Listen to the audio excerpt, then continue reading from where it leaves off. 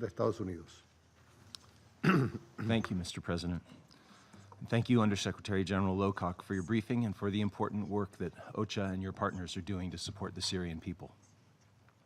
Last month, Mr. President, the UN Security Council renewed key provisions of Resolution 2165.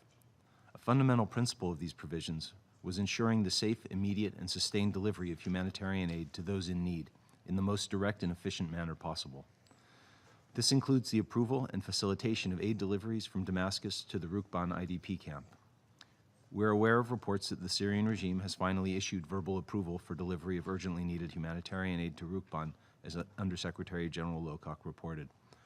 Preliminary approval of this convoy is a much welcome development.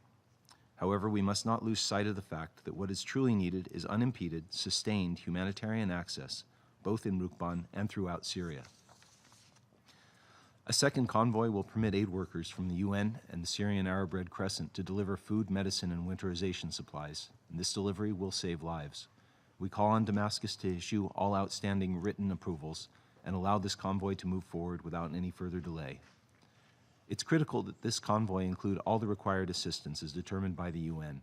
As part of this delivery, the UN should also be able to conduct a survey of the Rukban resident intentions. The intentions survey will help facilitate the safe, voluntary, dignified, and informed departures from Rukban of those internally displaced persons who wish to leave the encampment. We reiterate that any departures of IDPs from Rukban must be safe, dignified, and voluntary. Residents must not be coerced by the regime or its allies in any way. It's also imperative that IDPs be permitted to relocate at the time of their choosing and to a place of their choosing.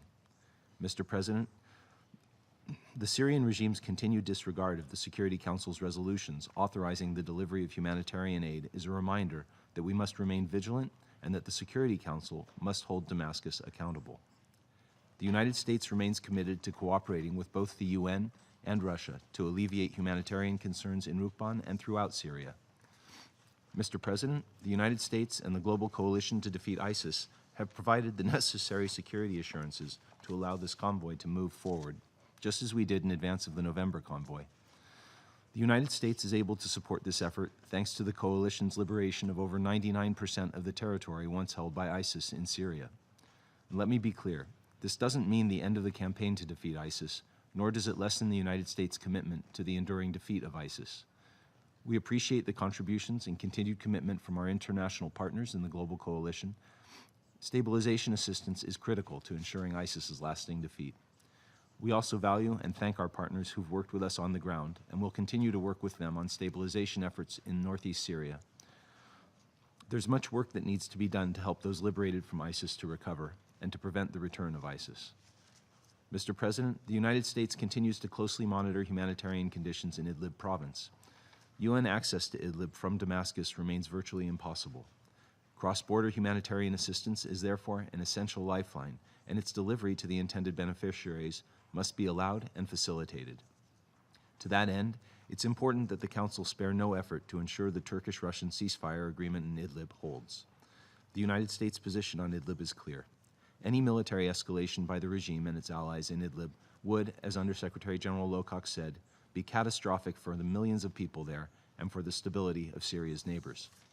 We must work together to safeguard the Idlib ceasefire, currently protecting 3 million Syrian civilians. Thank you, Mr. President. Doy las gracias al representante de Estados Unidos. Le doy la palabra.